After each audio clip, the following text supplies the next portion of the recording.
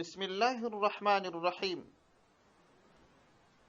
محترم ورونو، د اسماء الحسنا په سلسله کې د الرحیم جل جلاله سپېڅلی نوم یادوم.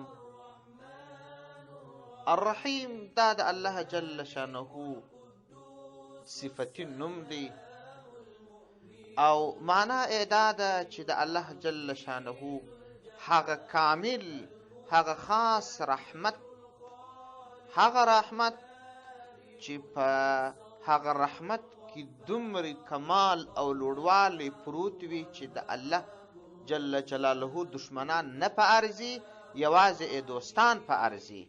هغه رحمت چې مخصوص په مؤمنانو پورې دی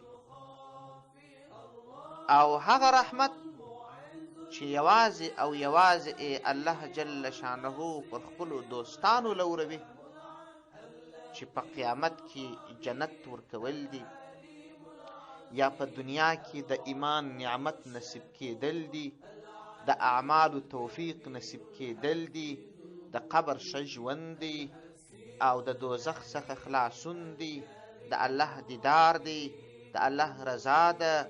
دا مخصوص رحمت دی چې یوازې د الله د دوستانو سره تعلق لري. الرحیم معنا دا چې دغسې رحمت کوونکی چې هغه یوازې او یوازې د مسلمانانو سره تعلق لري.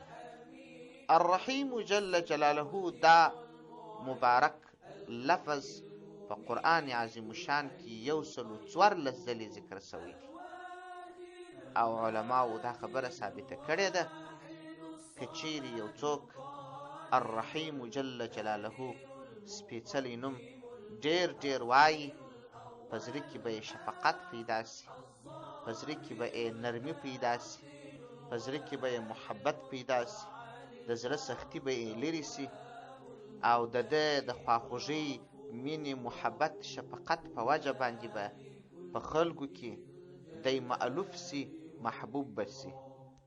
والسلام علیکم ورحمة الله وبرکاته.